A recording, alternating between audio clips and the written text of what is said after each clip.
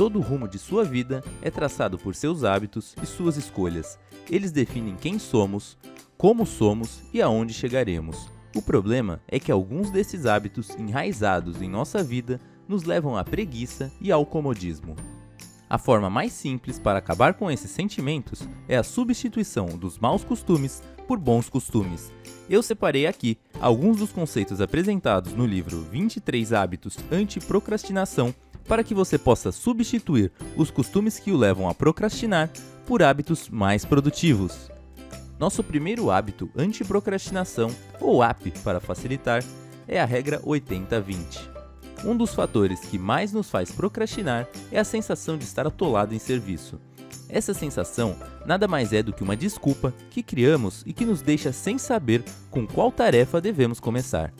E para diminuir essa desculpa, devemos entender o que de fato é importante a fazer e o que está apenas nos mantendo em um ciclo vicioso.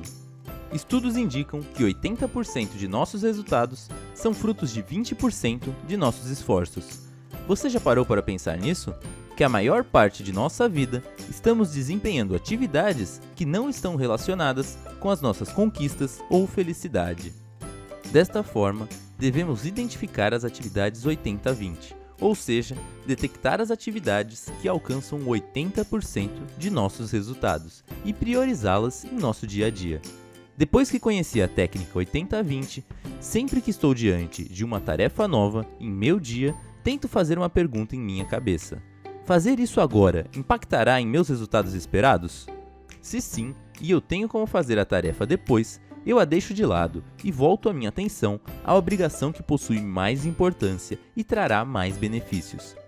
Entender as prioridades de suas tarefas e executar primeiro as que terão resultados de maior impacto faz com que você pare de procrastinar e se torne mais eficiente, pois desta forma, sabe o que deve fazer e no que impactará se você não o fizer.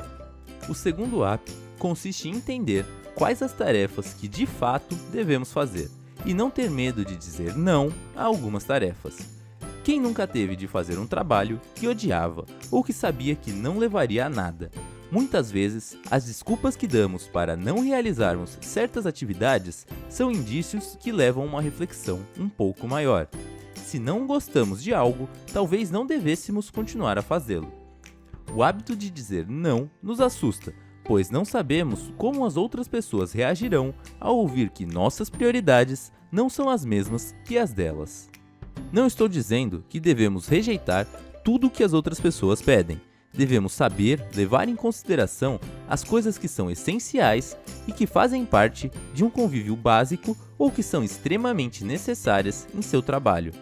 Sempre que estiver em dúvida se a atividade é importante ou não, tente imaginá-la como uma meta de longo prazo. Por exemplo, organizar seu quarto trará uma relação mais feliz com a sua família.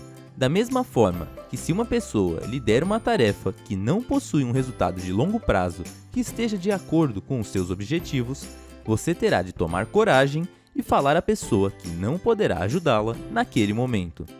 Nesses casos, tente aconselhá-la ou indicar alguém que possa ajudar. Esse é um dos grandes problemas da procrastinação: colocar as tarefas das outras pessoas na frente e deixar de fazer as suas. Não será em todos os momentos que procrastinaremos por não estarmos com vontade de fazer alguma coisa. Muitas vezes, isso simplesmente acontece, pois não lembramos o que tínhamos a fazer. Para corrigir este problema, nada melhor do que uma lista de tarefas para nos levar ao caminho certo.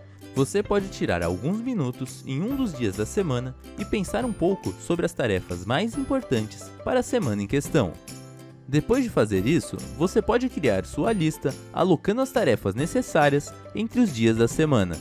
Eu gosto de separar meus domingos para listar minhas atividades e ao final de cada dia da semana, reviso minhas tarefas para o dia seguinte.